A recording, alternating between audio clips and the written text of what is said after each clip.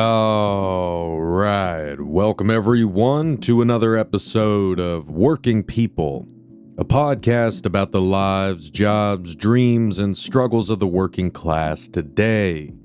Brought to you in partnership with In These Times magazine and the Real News Network, produced by Jules Taylor, and made possible by listeners and supporters like you. Working People is a proud member of the Labor Radio Podcast Network. If you're hungry for more worker and labor-focused shows like ours, follow the link in the show notes and go check out the other great shows in our network. And please support the work that we're doing here at Working People so that we can keep growing and keep bringing y'all more important conversations every week. And you can do that by leaving us a positive review on Apple Podcasts and, of course, sharing these episodes on your social media and with your coworkers, friends, and family members. And, the single best thing that you can do to support our work is become a paid monthly subscriber on Patreon for just $5 a month. And if you subscribe for $10 a month, you will also get access to a print subscription to the amazing In These Times magazine delivered right to your door every month. Just head on over to patreon.com/workingpeople. That's patreon.com/workingpeople. Hit the subscribe button and you'll immediately get access to all of the awesome bonus episodes that we've recorded and published for our amazing subscribers. We actually just posted a really fun and stirring bonus episode with some fan favorite guests of the show. Tavita Uhatafe from the Transport Workers Union in Texas, Jacob Morrison of the Valley Labor Report in Alabama, and Florida-based journalist and media worker McKenna Schuler. All four of us got to meet each other in person for the first time in Chicago at the Labor Notes conference earlier this month. So, once we were all back home, safe and sound, we hopped on a recording together and shared our thoughts and reflections on this incredible gathering that happened in Chicago. And, we talked about what lessons we are taking from Labor Notes and applying to our workplaces, our communities, our unions, and more. My name is Maximilian Alvarez, and we've got an urgent interview for y'all today with a worker who is in desperate need of help. So I don't want to beat around the bush too much here. But, given the state of the world, quickly, before we get rolling, I just wanted to say to everyone out there listening that, as always, we see you, and we are here with you, and we will continue fighting alongside you no matter what. It's getting really dark in this fucking country, and things just keep going from bad to worse, it seems. And, I think we are all right to feel scared, angry, hurt, and confused. I mean, that is a natural response to living in an unjust, cruel, and vicious society. A society that is dominated by a small but incredibly well-resourced, well-protected, world-destroying, and war-hungry ruling class, and a reactionary political system that suppresses the will of the people and empowers extremist minorities that have nothing but open contempt for working people and our basic rights. Extremist minorities that do not believe in and are hell-bent on destroying the very concepts of democracy and equality. That is what we're up against. That is the reality that we're facing. We have no time left to pretend otherwise. We need to be clear-eyed right now about who our enemies are and what it will take to defeat them. Now, more than ever, we must hear and answer labor's timeless question, which has echoed throughout the ages. Which side are you on? In America, the absolute worst and ugliest parts of Christian nationalism and capitalism have married into a monstrous beast that will destroy all that we hold dear, and that will drag us back to the 17th fucking century if we don't build serious, robust, long-term, organized working class power and fight back with everything that we've got. Because right now, I am not seeing any other way out of this. I'm just being honest. The people in positions of power who are ostensibly fighting for the things that we entrusted them to fight for on our behalf, they have let this beast in. They have fed it. They have defended it. And they have ignored for years the threats that it poses, even as all of us screamed and begged for them to do something. The answer, as I see it, is that we should never have handed the power to do something over to others in the first place. Not to politicians and political parties, not to our bosses and companies. In the end, when the chips are down, they will serve their needs over ours. In the end, we are all we've got. We need to take that power back, and we need to look out for each other. These are dark times, and all of us are going to be tested. There will be innumerable opportunities to throw each other under the bus, to sacrifice our LGBTQ siblings, to sacrifice women, to sacrifice people living in so-called red states, to sacrifice immigrants, to sacrifice radicals, to sacrifice people of different faiths or no faith. But we cannot give in. We cannot give up on each other. An injury to one is an injury to all. And we have to defend one another in this life and the next.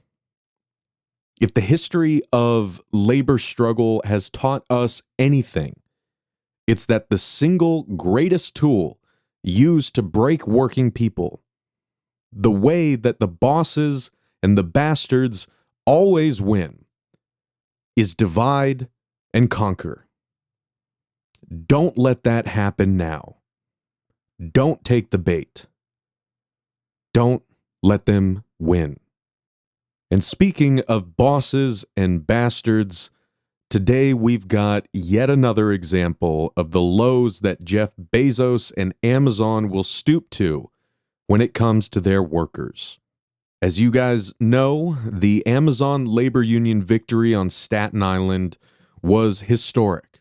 But Amazon is currently in court trying to throw out the results of that election. And, pro-union worker organizers just keep getting fired. One of those workers is Alicia Johnson, whom I got to speak with for today's episode. And to give y'all just a snapshot of what Alicia is going through right now, I'm actually going to read from an article published in the outlet Left Voice, written by Luigi Morris. And we've linked to this article in the show notes. So Luigi writes, quote, "One of the most outspoken pro-union workers during the union drive was Alicia Johnson, a 56-year-old black immigrant who lives in the deep Bronx and worked at JFK 8 as a picker-packer. Her commute to work took more than 2.5 hours, after which she worked her 12 hours night shift and did the same commute again to get the little rest that this grueling schedule allowed. She wasn't new to unions. She used to work in a unionized hospital. Based on that experience, she believed that unionizing Amazon would provide job security and improve working conditions, allowing more sick and vacation days, more breaks, in short, help her be treated as a human. So she didn't hesitate to express her support for the union. She was brought to a captive audience meeting with the union busters just once, compared to her coworkers who went multiple times. As she spoke out against their lies, they thought it would be better to keep her out of those meetings. But when Alicia asked Amazon HR to secure a workplace accommodation for her leg injury, a basic right guaranteed to workers, she was fired, despite bringing the required medical documentation. Amazon's excuse was a supposedly low rate of productivity based on algorithms made by high-tech machinery designed to treat workers like robots, not people. Amazon claimed she had been written up multiple times, but she had never heard of these write-ups. Alicia knew what was happening. This was a clear case of retaliation, end quote. Now, as you'll hear Alicia describe in our conversation, she is currently navigating a Kafkaesque nightmare, trying to get Amazon to provide the documentation that she needs to receive the unemployment benefits that she is entitled to. And Amazon, unsurprisingly, is giving her the runaround. All the while, Alicia is in increasingly dire straits and needs to pay for rent and basic expenses. And I mean, you guys know, like, inflation is fucking all of us over. Rents are through the roof. I know everyone is hurting right now. But in the show notes for this episode, we've linked to a fundraiser that has been set up for Alicia. And I wanted to ask y'all to please donate what you can. And, share this episode and the fundraiser with your networks so that we can get Alicia the help that she needs. This is her story.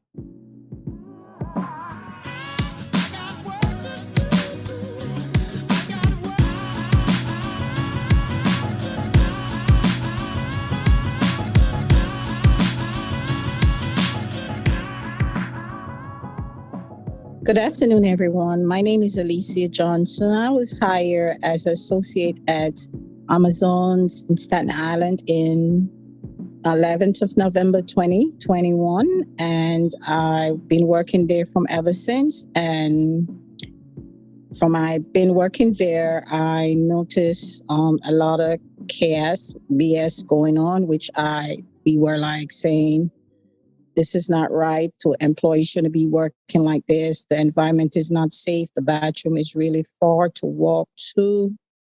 And it's a lot of ongoing situation there. So the union was about to come in. So everybody was like, the employees them first, they were like telling me, oh, you came when everything is kind of, they just came doing this. We couldn't even use our phone. They tell us to lock up our phone in the closet, in their closet. I said, "Oh, can you lock up your phone when you have small kids? If anything should happen to your children, or you guys, or people gonna reach you, or your family member gonna reach you. That's not right. That sounds slavery mentality to me. You're supposed to be having your phone, but not on your phone, with you in your pocket." So I was like telling them yes. So they were like telling me all what they was going through and all of that. So I told them, you need a union. We all need union. We need job security. Because with the union, you guys have your back is covered. You can go and complain to the union and they will get to the managers with all of that. So and that's exactly what I did. So the employees then was like, oh, they didn't even know the benefit that the union offer. They've been asking me. I said, yes, the union offer a lot of benefit, plus summer camp for your children. And as long as you are in a union job, you get all the benefits. So they were like, cool. So because I'm 1199 member, I know all the benefit that the union job gave to all employees across the border of the United States. So that's where I encouraged them that the union was about to come in. We all need to get together and vote for the union and try to secure ourselves, because they were telling me that they fire people for every little thing. I said, no, the union will secure you guys, got your back with. They have to terminate you guys with a valid reason. And if they don't have no valid reason, they can't fire you when you guys have a union job. So if the union come in, it will be much better for you all. You get all your benefit, all that you entitled to. You don't have to be working this long, 1 year for 5 days vacation. No, one whole year for 5 days for vacation. I was like, no, that song to me like slavery. And it is slavery, because if you got to work 1 whole year without taking a day off, if you take a day off, you don't get paid. So I said, with a union job, you have sick time. If you're sick, you call out sick. You have a sick hotline. You let your boss know, oh, I'm not feeling well. I'm calling out sick today. And they said, that sounds good. They said, Alicia, where do you work? I tell them where I'm coming from, where I work. I said, this is all the benefits you all will get with the union. With the union come in, yes. And you don't even have to work 12 hours standing on your legs. This long hours, less break, less time, home. You travel 3 hours to get to work. No, it's better with 8 hours, 5 days a week, and every other weekend off. This need to stop. We need to just bring in the union and fight for our rights. Because with them, we're not going to get nowhere with Amazon controlling us. Because right now, them have the power to do whatever they want to do, which with the union, they cannot do that. So this is where I encourage everyone, all employees at Amazon, to vote for the union. And they did. We made history, and thank God for that. And that's where we won the election in April 1st. Hell yeah. Well, Alicia, it is such an honor to get to chat with you. And I was just really gripped kind of listening to you describe that process of working at Amazon, seeing the real big problems with how Amazon treats its workers, and why you were adamant that workers at Amazon need a union. And I think that you hit the nail on the head, right? It's like if workers aren't organized, then we're pretty much just all at the mercy or the lack of mercy of our boss. And Amazon doesn't show a lot of mercy to its workers. We like you said, we know that from reading report after report, how much workers' bodies get broken down working at these warehouses, the fast pace, the ways that workers are surveilled to keep their time off task to a minimum. It's really a recipe for disaster. And I think, we're already seeing reports from like Amazon's own, executives. There was a leaked memo saying that Amazon's worried that it's going to run out of workers to hire in like the next few years, because it just chews people up and spits them out. And eventually there's not going to be anyone left, That's true. That is so true. After working with Amazon for like 2 months, in December, I realized my legs started to hurt. They can't move, stiff, can't bend, can't swallow. So I called the manager, I showed it to him. I said, look, see my legs? I can barely bend them now, because I'm standing a long hours on them. So now they hurts very much. So now I can't stand up so long. So I try to sit as much as possible, a little bit. And when I see him coming, I get up. He told me I could take a break now and then because he see with his own eyes that my both legs are swollen, ankles swollen. No one cares. They didn't care. They didn't care. They just need, oh, go ahead, do the work. Get as much boxes packed and get them ship out. Overtime, they mandate you for overtime. I was like, no, you can't mandate me for overtime. I can't do 12-hour overtime 2 days straight and come back and do Thursday, Friday, and Saturday. I said, no, I can't do that. They were like, oh, well, it's mandated. I said, okay, fine. And I go back again. I said to the union, no, overtime is for you guys to want, whether we want it, yes or no. I tell the manager that. I said, no, I don't want no overtime because I can't stand on my legs. And this is 5 days straight, 12 hours. I can't do this. Oh, it's mandatory that you do overtime or else, I said, you guys don't care. This slavery mentality with the union, you cannot mandate. And I said, even as far as I'm calling the labor board, and they were like, oh, the labor board is already aware that, oh, we can tell you guys to work mandate you for 2 days. I said, that's a lie. The labor board cannot, because first of all, they cannot force you to do overtime. Overtime is for us to, whether we want it, yes or no. And that's not right unless they're getting paid to say yes. And I will believe that whoever, the big boss will pay them to have us work like a slave, because this is all the corruption goes. So I was like, I said that to the manager. I said, okay, I did it, but I don't did much. I keep sitting on the overtime because I said, I can't do this. I can't do this. It's too much for me. Okay, so but they didn't care. After they said I should get a letter so that I could sit and work or whatever, they will accommodate me. I said, I try. Every time I try, they find a way of throwing things out, stopping my accommodation, cancel and stop. Like you have until the 30th. And before the 30th, they cancel everything. They cancel everything. So that means, and then tell me, oh, if you get the accommodation letter, we will open back your accommodation. I was like, no, I'm not having that. That's not right. And I go to HR and I explain to them, and they keep explaining to me, oh, Alicia, don't worry, we will open back your accommodation. I said, no, my legs is hurt. I can't do this. This is too much. My legs cannot bend. I cannot go there. They don't have no elevator. If they do, only one, and it break down. Don't work, period.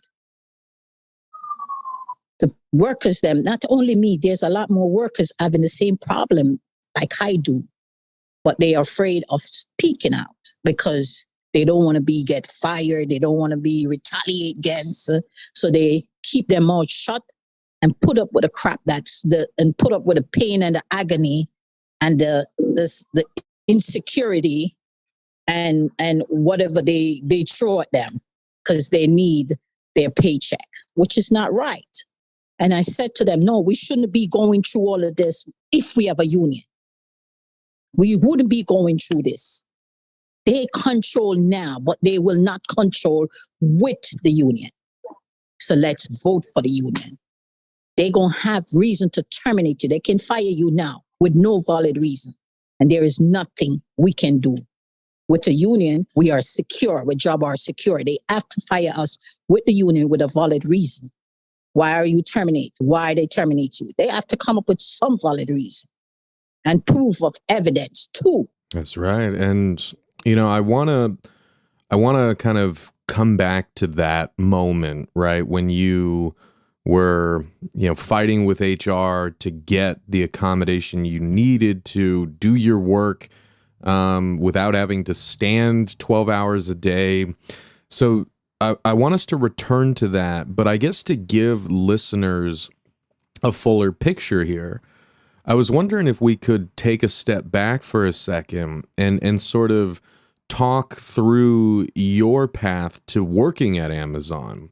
Because you mentioned that you had been in a union before working at Amazon. Is that right? No, I'm working in the L field with Montefiore. I work at Montefiore in the hospital field with 1199. So I know the benefit, and Okay. I know all the benefit that the union gave all of us. Every union job gave, because it's no different from LAU and trying to. It's the same.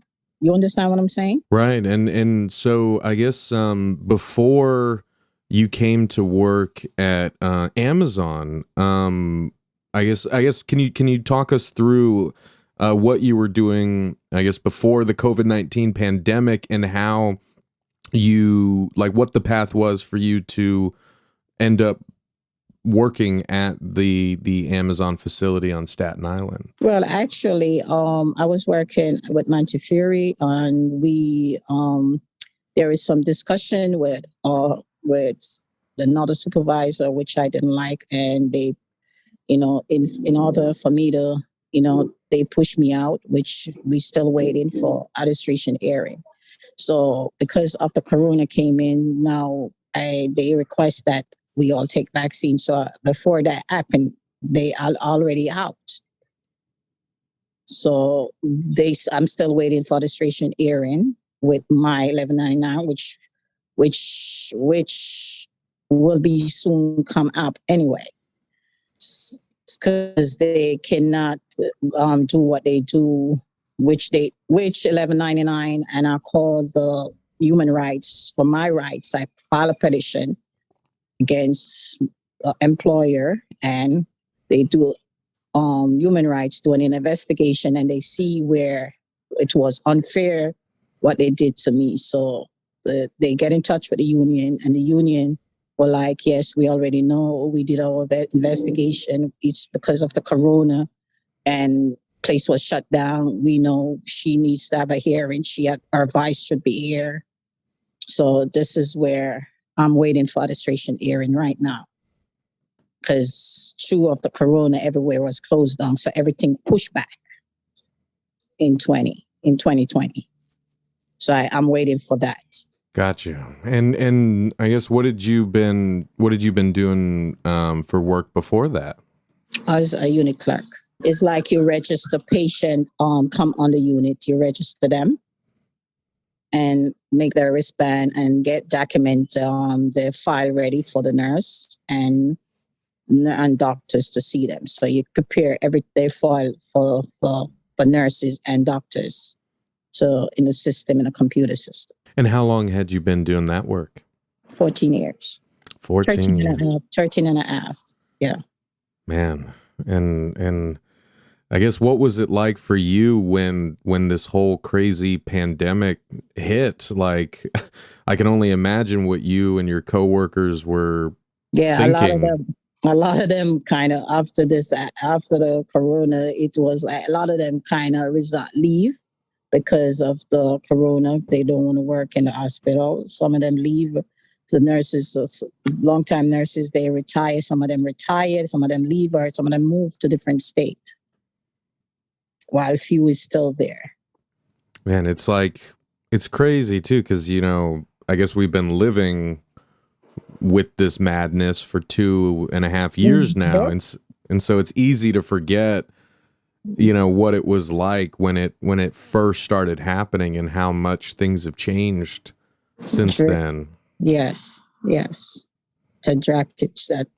big turnaround. Mm-hmm. Yeah. No, it's hard to measure, right? Just how much of a loss we've had in 2021, because yes, even now it's still going on. Right. And I mean, I've talked to so many healthcare workers who are just burned out.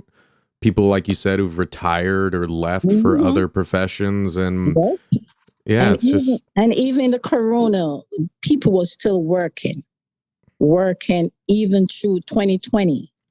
People were still working and did not until they claims you got to do the vaccine. We got to take the vaccination. And most people decide not to take the vaccination. And most people retire. Most people get out the health field. Some give up the health field, retire from the health field, running their own business. Who cannot retire, they move to the other state to do different jobs, like myself. And so you were working in another state before No, this? I wasn't. No, I wasn't. I was like, I'm not going back in the health field. I'll take anything else for now till Gotcha. Everything's to change, which I don't think is going to change. Yeah, I think you may be right. And I guess could you sort of describe that process of looking, like you said, looking for kind of whatever you could find. What, I guess, like how did you end up finding a job at Amazon, and what was it like starting there as someone kind of coming out of the healthcare field? Well, actually, it's kind of odd because I was making more money than what I'm making in the hospital than Amazon. But being as I'm working only 3 days, I thought the 3 days was like, it's okay, but I could find something else to back up those 3 days. But because of my injury and my legs hurt and traveling that far from the Bronx to Staten Island, it takes me 3 hours to get there. 3 hours or 3.5 hours from the Bronx. It takes exactly to Staten Island, 3.5 hours. So, Man, and just could you, sorry to interrupt, but I guess could you tell listeners like what that trip entails? Because that's 3 hours up, 3 hours back, like, and then you're working, like you barely have any time to sleep or do anything else. Exactly. I got no sleep, no time to sleep, no time to just go home, take a shower, lie down for a few minutes, and get up back and start my journey back to Staten Island. And I have to get my sleep on the train. Sometimes the train took me all the way into Brooklyn when I woke up. I got to catch back the train, back Uptown train, and get off to Chambers Street and try to catch back the number 1 train to go to the last stop to catch the ferry, and come from the ferry to the bus. And from the bus took us from the ferry. When we get off from the ferry, we took us right into Amazon. It took us from, if we catch if we get off the train, the ferry, like 5 o'clock, we catch the bus like 5. We catch the bus little bit like 3 minutes after 5. We don't get there until like maybe 6 o'clock. Get at Staten Island, Amazon, 6 o'clock or 10 minutes to 6. Few minutes before the shift started, because we clock in at 6:15. So it takes it's little rest, little sleep. Yeah, that's just exhausting hearing about it. And I guess what was it like for you when you first started there? What were you expecting when you started working at Amazon, and did it live up to your expectations when you started? Not. It did. First, they told us in the orientation that they're going to be unionized and they have a lot of benefit and what benefit they offer and what kind of offering they give. And I was listening and I was like, this sounds like a real job that somebody can keep for a long time. So I said, let's see, because this is what they say in the orientation, but they make it look to say that, but it's not what it is. So after getting to work in Amazon, then you realize that this is a slavery job. They slave you. Less break. You can't go to the bathroom. The bathroom needs to take you 10 to 15 minutes. The bathroom is very far. If you want to use the ladies' room, you walk, and you really want to pee. You're going to pee, wet yourself before you get to the bathroom because the bathroom is far. And I said it to them. I said, wait, who does this? I never see nowhere I work and the bathroom is, you got to walk 10 to 15 minutes to the bathroom. This is crazy. This is not even an elevator that you could take to go down the step or come up the step. You got to come up the flight, how many steps up? And it's ridiculous. It's makes some of the employees them limping. Most of them is limping, but they have no choice. They need the paycheck. And this is why they vote for the union. I tell them, I said, look, this shouldn't be, we all shouldn't be going through this. This man make trillions of dollars, and he can be able to go and space with his family. And we are the one that work and put money in his pocket, and he do not regard us. He have us like a slave. No, it's not happening. We are the workers need to put stop to this and show them that we need justice. We need benefit. And this is what we want. And this is what we should be getting. And that's what I told them. I said, no, we got to fight for what we want, because we are put money in their pocket. Mm-hmm. Without us, there is no Amazon. And were you working at Amazon when Jeff Bezos took his little trip to space? At that time, I did just start it. Yes, I did just start it. What was that like for you, like watching that while working? I laugh. I said, look at this. Look at this. And he's not paying us, the workers, and not giving us to go take our family on vacation too. We need to go. And this is what I tell him. I said, no, he can take his family on vacation. He could sit home and fly from point A to point B. We need to can able to take our family on vacation with pay. We go on vacation, we come back, we go on vacation. We shouldn't be starting like all over, working like a dog to get money to pay the bills. No, we go on our vacation, we covered. When we come back, we still get paid. And that's what I told them. I said, this is what the union offers. You're sick, you have personal time different from sick time.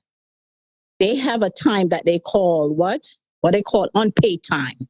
Unpaid time is a time that they give us. And if they use it to manipulate the workers. If you use it and you go negative, they fire you. I tell them, listen, I go to HR, I said, you could keep your unpaid time. I don't need it because it's a setup. You setting up the employee, you giving them time, but they can't use it. Why giving it to them? If they can't use it, why are you all giving it to them? You setting the employees up for a downfall. That's a downfall right there. So I said, no, I don't need it. You could keep it. I know what it is for. Your unpaid time, it's not going to put money. If I call out, I'm not getting paid. I want to get paid. I want to call out sick and get paid. I don't want that time. So you could keep it. I don't use it. They emailed me many times and said, oh, your unpaid time is going negative. And I sent back to them. I said, listen, I do not use your unpaid time. So if it goes negative, I have nothing to do with it. You know what you're doing. I have not requested no unpaid time at all. So if your unpaid time go negative, I did not use it. You know what you're doing with it. Because I don't request it. I did not use it. So I don't tell me about it. Don't email me about it because I have nothing to do with it. So if it's negative now, show me on paper where I request unpaid time. And what did they say to that? When I go to work, I go there to HR. HR says, oh, Alicia, we use it when you're like 1 minute late with that. I said, I don't give a damn. Listen to me. I don't need it. You should have if I'm late 15 minutes, they according to them, they say if I late for 15 minutes and they use the unpaid time to put in. I said, but I don't get paid. Even if you put it 15 minutes, I don't get paid for that 15 minutes. So what the purpose of that? Man, it's just like you said, it feels like they're basically setting workers up to get fired. Yes, of course, they're setting the workers up. All of us know that.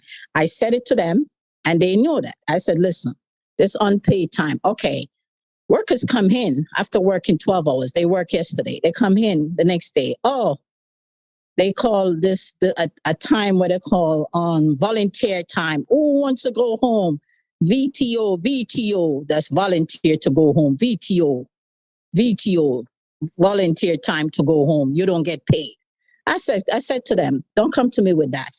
One, people have bills to pay.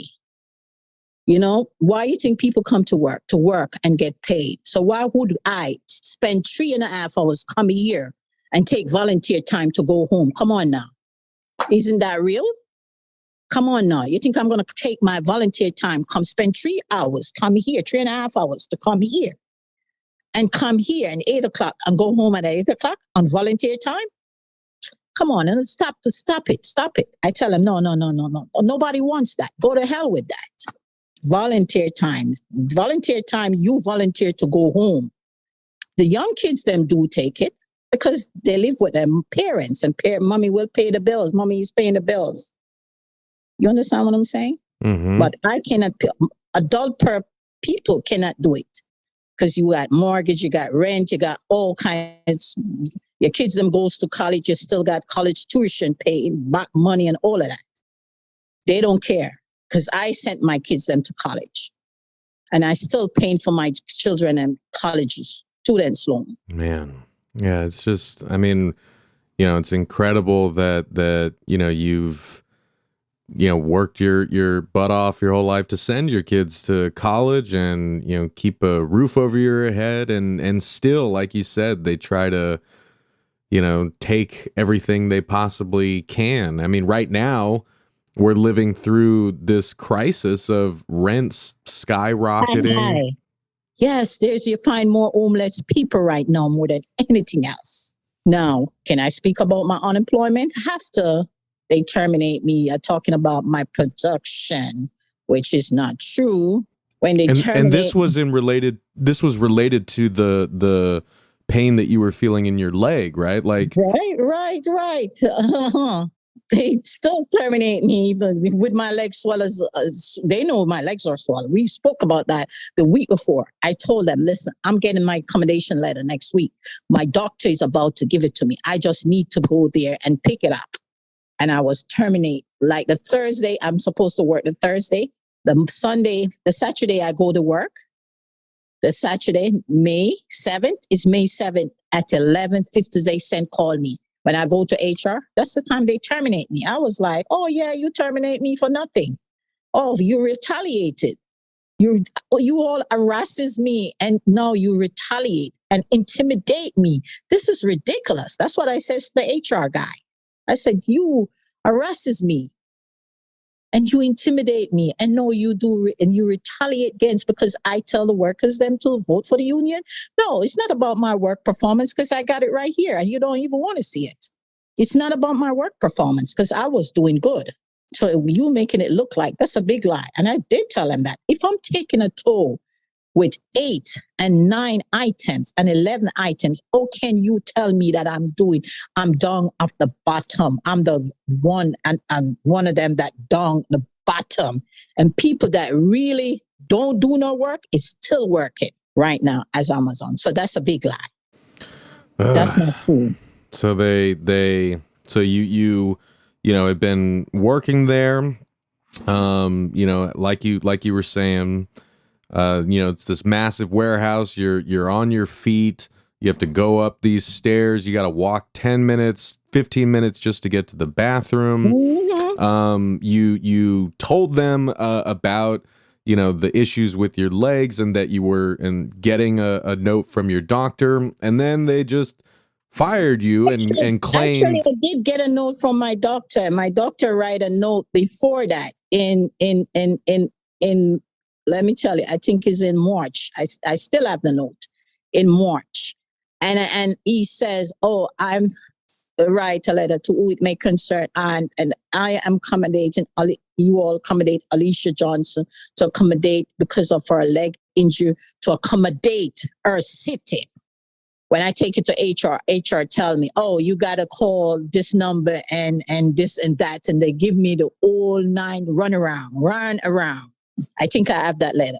They told me to get a letter from my doctor, but I get a letter, but they still never accept the letter. They giving me the runaround. Jeez. And, it just goes to show, right, what we already knew, right? Like, Amazon doesn't see its workers as human beings. It sees them as machines, right? To just throw away when they... Yes, the machine. And I even said it to one of the managers. I said, no, you think us a machine. No, we're not. The machines, you see the belt right there that carrying those items on the boxes them to where the location where they're supposed to go. See it's stuck right there with all these boxes on it. So we are human, and that if the machine shut down, what do you expect from us? I told the manager that. I said, what do you expect from us as human? If the machine can shut down, why can't we shut down? No. I show it to him. I show it to the manager. You see those machines? You see it stop with all these work on it, and it's not moving, and it's not going to move for a while. So what do you expect from me and others? Yeah, they just want to run you into the ground until you have nothing left to give, and then they'll throw you aside. Not even that. They want to make sure you die. Jeez. And when they see you die, no, they say, "Oh, one bite the dust. We got a lot more to bite the dust," and they rejoice, which we need to put a stop to it.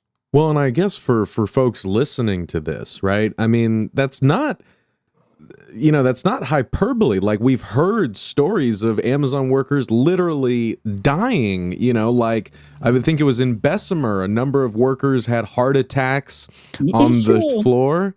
Mm-hmm. And of course there was the tornado that hit a facility in Illinois and collapsed on workers who were told to stay at the warehouse instead of leaving, and now they're dead. Like this what Alicia is saying, like we should really take to heart, because that is where this all leads to, is people getting broken and even people dying. Mm-hmm. That's true. And it's so infuriating, and it's such an injustice. And I know that you said, like, so from there, right, we wanted to talk about the unemployment situation. So, okay, so Amazon called you and said that you weren't, producing enough, and they were going to fire you. So then what happened? Okay, when they terminate me, that was May 7th. First, before they turned May 1st, one of the managers, she wasn't my manager. That manager is an Indian manager. He's my manager. It's on my ID that my manager is Tyreek. So when Tyreek wasn't there, he was away, I think, from April. I think he went and get married and all of that. So he went away for quite a while. I never see a manager take this long vacation, but it happened. So this young girl, Simone, I don't know her last name. She was the manager. She was the assistant manager. She take over till Tyreek came back. When Tyreek came back, that's the day they terminate me. Tyreek came the 7th, the Saturday. The 7th, and at 11:52, that's when they called me and terminate me. Okay? She was not my manager. And I said it to her. I said, "Oh, can you tell me about my work performance when you're not my manager? You are not my manager." "Oh, she's one of the manager here." That's what she told me. "I'm the one of the manager here. And but I can talk to any employees." But she was set up. They set her up to harass me. That was a setup, because when she come into lie and said, "Oh, you did from 1:30 to 4:49 a.m. you did 19 boxes." Oh my God, I have all my work. Boxes, a lot of boxes couldn't be going to belt because the machine that they claims to carry the boxes to the location shut down, not moving. So all my work was piled up next to my feet on the floor. And that wasn't no 19 boxes. That was more than 60 something boxes. But she said it. But they set up their system there to fail the employees, them, to get rid of who they want to get rid of. Sometimes you go there, the computer not working to scan the item. It's not working. So what they doing is to fail the workers, them, just to I never see a company that's every day recruit people. Every day they hire and recruit new people. That something is wrong right there. When I see that doing it, I said, which company does that? Mm-hmm. Every day you recruiting, you're hiring new people. That means it tells that, oh, when you see any company do that, hire people, they hire new workers every single day, that means they fire who they want to fire and hire more. And it looks like nobody stayed there for 2, 3 years or 4 years, 5 years. They try to get rid of them, especially if they exercise their right. If they exercise their right, they be gone. Right, and I mean, this is like the thing that, you know, I always say to people when, you know, they defend Amazon. They're like, oh, but Amazon has good pay and benefits. And I'm like, what good are the benefits if you can't stay there long enough to actually use them? There you go. There you go. That's true. That's true. They don't make them stay there to get the benefit. That's a lie. Yeah, and what you're describing, it's like a bathtub, right? It's like workers are pouring in through the faucet while a bunch are getting sucked out through the drain like every day. Like that's exactly. Madness. Yes, it's true. It is true. Because I'm one of them. And so what's it been like for you since Amazon pulled this BS and you know created like some reason to let you go? They create some reason to let me go, but and when they dismiss me, the chaos that I'm going through to get pay stub, to prove to they didn't even let the unemployment that I was working there last year. They only tell them for the 5 months, this for January till May, when they terminate me, but they didn't let them know. So when I called them, they were like, "Oh, you're not eligible for unemployment because you do the what it says they go by what it like 3 months whatever, how many money you put in like what they call it, I forgot right now." So I was like, "Oh, can they say that? That's not true. I can send you my W-2." And I sent them the W-2, and they says, you know, the W-2 doesn't show that you've been there from November to, it just shows that you make X amount of money, and you can be there all year last year and make that money and work few hours, but it doesn't show. They want to see my pay stub. They don't give you pay stub. The trouble that I have to go through, they set up their system. When I go, I couldn't log in on my login because they shut it down. Once from your terminate, they shut down everything that I can get into my login information to get retrieve my own pay stub. So when I try to do that, I couldn't do that. So I got to call the HR thing there where the number and I have to speak to somebody, go through all the runaround till I finally get to somebody. When I finally get to somebody and tell them, listen, I need my pay stub. I need all my pay stub from last year till the time that I'm being terminated. I need all of that. Why? Because I have to prove to the unemployment that I've been working there from last year, November, till the time I'm terminated, because they didn't let them know that. And they didn't tell them the reason for my termination. So I tell them, no, they terminate me. Said that, I tell them the truth. I said, it's retaliation because I told the employees to vote for the union, and we make history. They're getting rid of the ones them that vote for the union, and the ones them that make history. The union make history right there, Staten Island. So they're getting rid of all of us. So they knew I'm the one was there telling the employees, them reading them their right, telling them to vote for you need a union, and tell them, but the manager didn't know that. And they tell, oh, what about when they hold their little meet, they say, oh, you got people that work with the union. So the people that work with the union would tell employees that been working here and tell them what's benefit the union, because the union give better benefit. Because I was telling them, because they did not know that they get all that benefit from a union job. They didn't know, because Amazon brainwashed the workers. I'm in meeting with Amazon, and here Amazon tell all in the meeting said, you all going to be paying $300 for union dues. I sat there and opened my mouth and said, my God, look how they're manipulating the workers them. And they going to believe that. And then one and two of the employees said, "Oh, can they take $300 from our union dues?" I want to tell the employees, don't believe it, but I shut my mouth because I don't want to retaliate. Because saying that in front of an employer, they gonna retaliate. So I something tell me, you know what? Keep your mouth shut. Don't say nothing. So I keep my mouth shut right there in the meeting. When I came out the meeting that night, I said, "You believe all what they told you just now? You all believe it?"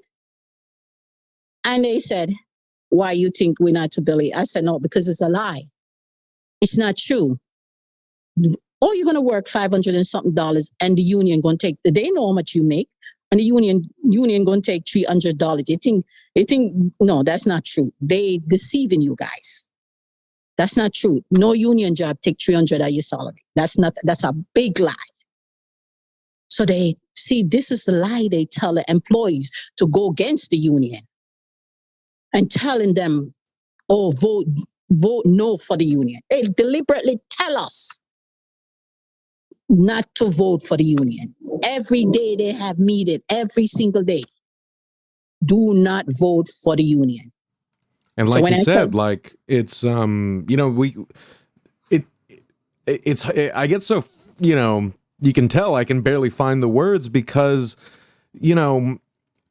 we've talked about it on this show many times. I mean, we just did an episode with a Starbucks worker in Ithaca, New York, right? They were one of the stores that unionized a couple months ago. It was incredible. And what did Starbucks do? It closed the store. And it's clearly an act of retaliation. The workers all know it's an act of retaliation, but Starbucks is out here saying, "Oh no, we close stores all the time for, business reasons." And yet they're firing organizers left and right. They're closing stores. Amazon is firing pro-union organizers. At the Amazon Labor Union, they're firing people. Supporters, yes. Yeah, they're intimidating people with Amazonians United. Like they are doing it so blatantly, and it's because they can, because the penalties are not severe enough, because it takes so long to hold them accountable, and that's just not right. And it just, it should really, be clear to folks listening to this, like how much the government need to hold them accountable now, right? Because a lot of people is right now. Some die, some suffering from foot pain, back, a lot of pain. Okay, and this is the government needs to put a stop on it, because this is a trillionaire company. Come on now. You make so much money and you don't want to pay for these employees to get benefit. They give them health insurance, but health insurance is no good, because I didn't have one. I did not get none. And when I call them and ask them for my health insurance, they're giving me the runaround. They say, "Oh, you got to wait until November come. You got to get to come on." This is not. If this, I said to the workers, I said, if this job here of a union, you wouldn't be going through this to get your health insurance, plus the benefit that we all need. This is baloney. Absolutely baloney. It's a more polite word than I would use, but you're absolutely right. And I don't want to keep you too long. I just wanted to ask where things are for you right now, and it sounds like your struggles with the company continue, and what can folks listening to this do to show support for you and for Amazon workers everywhere? Yes, I suggest everybody come together and show their support of the people who was unfairly terminated, and because some of us can't meet our bills, can't meet to pay our back bills, and all of us rent and mortgage and all of that. Because I know I'm struggling right now, and I'm fighting with unemployment to get what is due to me. Okay, so now I'm way behind my bills now. I'm not too far from being homeless, which is ridiculous. but it's happening. It's reality. So we all come together and support each and every Amazon worker straight across the United States, that we need to get our fair share. Let this man pay his due to us right now. We thank you and we bless you in Jesus' name.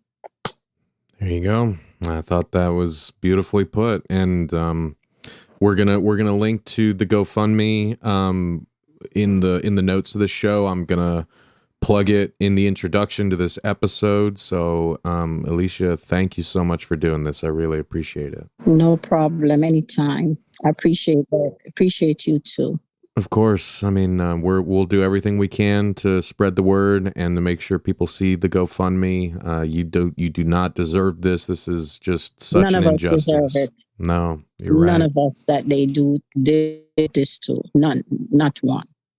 We deserve to be treated equally and fairly, just like every other company, which is not right.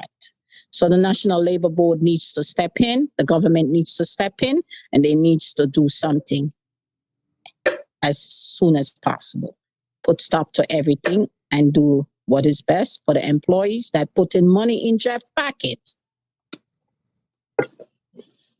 You're right. You hit the nail on the head. Well, Alicia, I know that I got to let you go, but again, I thought this was great. I really appreciate you taking the time to share your story with us, and we'll do everything we can to make sure people hear it. Thank you so much, and God bless you. Bye-bye. God bless you too. Thank you, Alicia.